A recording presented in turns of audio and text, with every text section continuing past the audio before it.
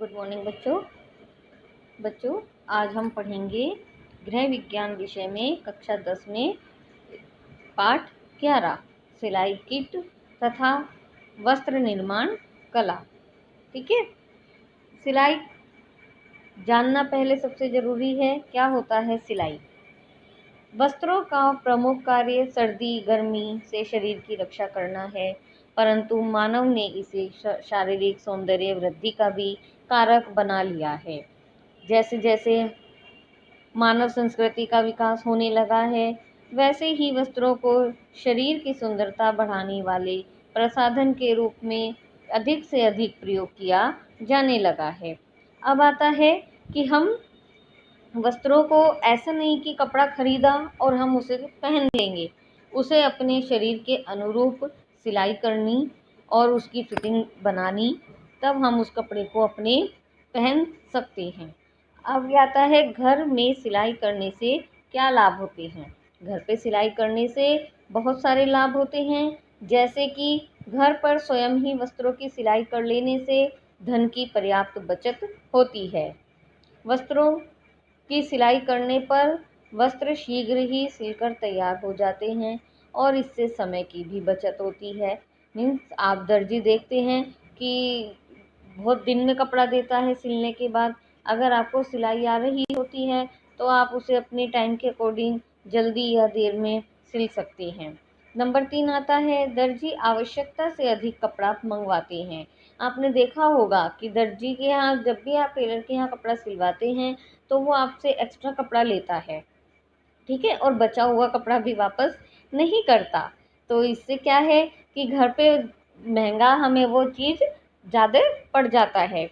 अब इससे क्या लाभ होगा, हमें घर पर आएगी सिलाई तो इसमें ना तो हमें कपड़े की ज़्यादा आवश्यकता होगी, जितना कपड़े में बन सकता है सामान उतने में ही हम बनाएंगे, तो कपड़े की बचत तो होती ही है और साथ ही बचे हुए कपड़े का भी हम सदुपयोग कर लेते हैं। ठीक है, फिर उसके बाद आता है घर पर वस्त्रों की सिलाई करने से प्राय कुछ ना कुछ कपड़ा बच जाता है। आपने देखा ही होगा कहीं ना कहीं से थोड़ा सा कपड़ा बच ही जाता है। उस कपड़े से आप छोटी छोटी बहुत सारी चीज़ें बना सकते हैं। कई घर में उपयोग में आने वाले वस्तुएं उसमें बना सकते हैं, तो इससे आपके बचे हुए कपड़े का भी सदुपयोग हो जाता है। नंबर 5 आता है अपने प्रियजनों के लिए घर पर वस्त्र की सिलाई करने से एक विशेष प्रकार के संतोष एवं आनंद की प्राप्ति होती है। आपने प्राय देखा होगा कि जब हम सिलाई करते हैं, अपने आप कोई काम करते हैं, तो जब वो तैयार हो जाता है उसके बाद हमें उसे देखकर कितनी संतोष की अनुभूति होती है, कितनी प्रसन्नता हमें होती है कि ये हमने बनाया है। इसी तरह से व्यक्ति द्वारा सिले गए वस्त्र को पहनने में भी एक सुखद अनुभूति होती है। इसके बाद आता है बच्चों सिलाई किट तथा सिलाई के लिए आवश्यक वस्तुएं। जब हम सिलाई करते हैं तो हमें बहुत से वस्तुओं की आवश्यकता होती है। इसको हम एक सिलाई किट बनाते हैं। सिलाई किट में कोई आप कुछ भी ले सकते हैं कि कोई डब्बा ले लिया, कोई थैला ले लिया, या कोई लोहे की, रेक्सीन की या लकड़ी के कोई मजबूत प्लास्टिक का कोई डब्बा ले लिया। इस तरह से कुछ भी चीज़ है, या एक पूरी किट अलग से बनती है सिलाई किट, तो वो आपने ले ली। उसमें क्या होता है, सिलाई से संबंधित सभी सामान एक जगह पर रखा जाता है, संभाल कर रखा जाता है, ताकि आवश्यकता पड़ने पर हम उसमें से सामान ले सकें। अब इसके अंदर आता है सिलाई के उपकरण क्या हैं, विशेष आवश्यकताएं क्या हैं। जैसे नंबर 1 फीता। फीता क्या होता है, इंची टेप। शरीर के विभिन्न अंगों व कपड़ों को नापने के लिए फीते का, इंची टेप का इस्तेमाल किया जाता है। गले, कॉलर, मोहरी आदि की नाप इनको भी सरलता से मोड़कर ली जा सकती है। जो ये इंची टेप होता है वह कपड़े का या लचकदार प्लास्टिक का बना होता है, जिस पर इंच तथा सेंटीमीटर के चिन्ह अंकित होते हैं। नंबर 2 आता है कैंची। कैंची बड़ी कैंची होती है, एक छोटी कैंची होती है। बड़ी कैंची वस्त्र काटने के काम आती है, छोटी कैंची हुई धागा काटने के या काज बनाने के काम आती है। इसको भी हम अपनी सिलाई किट में रखते हैं। नंबर 3 आता है मिल्टन चौक। मिल्टन चौक क्या होता है? ये टिक्की के आकार की, चकोर या तिकोनी मीन्स एक टिक्की के आकार की रंग बिरंगी बाजार में मिलती है। और इस जब हमें कपड़े पर काटने के लिए निशान लगाना होता है नाप का, तो हम मिल्टन चौक से निशान लगाते हैं।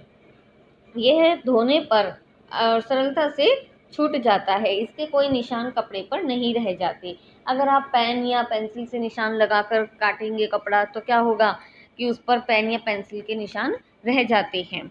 नंबर 4 आता है स्क्वायर, समकोण या गुनिया। यह भी चिन्ह लगाने व सीधी लाइन खींचने के काम आती है। आपने टेलर के पास देखा होगा, एक एल शेप का एक क्या कहते हैं उसको, फीता होता है, ठीक है।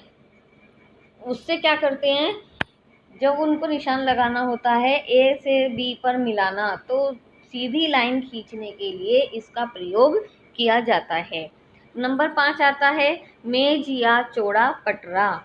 मेज बड़ी व समतल होनी चाहिए। इस पर कपड़े को फैलाकर चिन्ह लगाए जाते हैं और प्रेस भी की जाती है।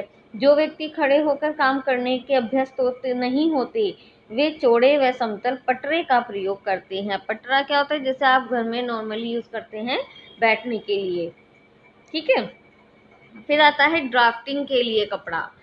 वस्त्र की नाप व कटाई को सीखने के लिए इस वस्त्र की आवश्यकता होती है। जब हम सिलाई सीख रहे होते हैं तब हमें इसकी आवश्यकता होती है।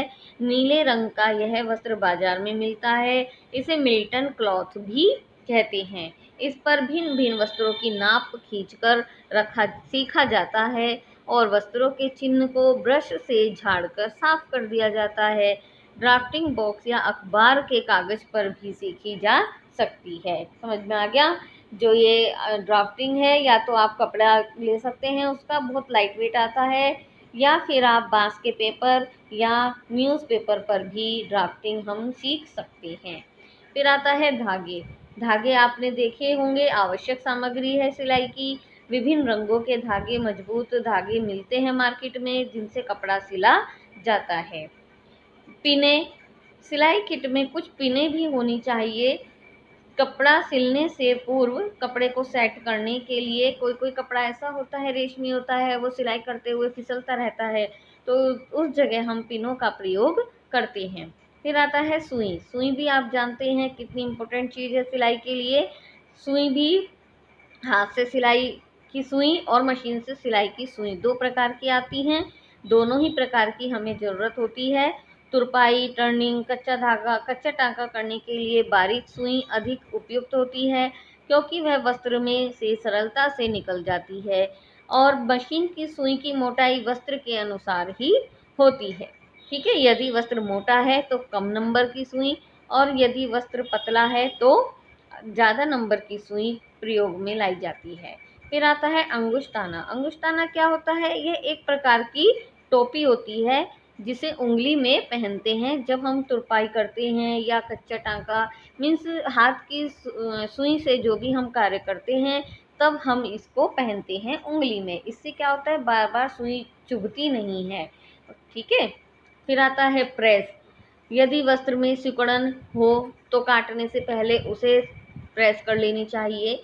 वस्त्र सिलते समय सिलाई को दबाने के लिए भी प्रेस की जाती है, और वस्त्र तैयार होने के बाद भी उसको फिनिशिंग के लिए प्रेस की जाती है। इसके बाद आता है बच्चों सिलाई मशीन। सिलाई मशीन आप सब ने देखी ही होगी।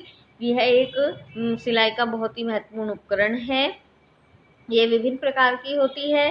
सिलाई मशीनें उपलब्ध हैं मार्केट में, बहुत ही दो प्रकार की होती हैं, एक तो हाथ से चलने वाली और एक पैरों से चलने वाली। और इस अब तो वैसे भी बिजली से चलने वाली मशीन्स भी आ गई हैं। ये आप आवश्यक सामग्री है, एक बार इस चित्र को अच्छे से देख लेंगे। ये सब इसमें उपकरण जो हैं सिलाई के, वे सब दिए हुए हैं, ठीक है। आगे हम इसका चैप्टर की डिटेल आगे के पार्ट में पढ़ेंगे।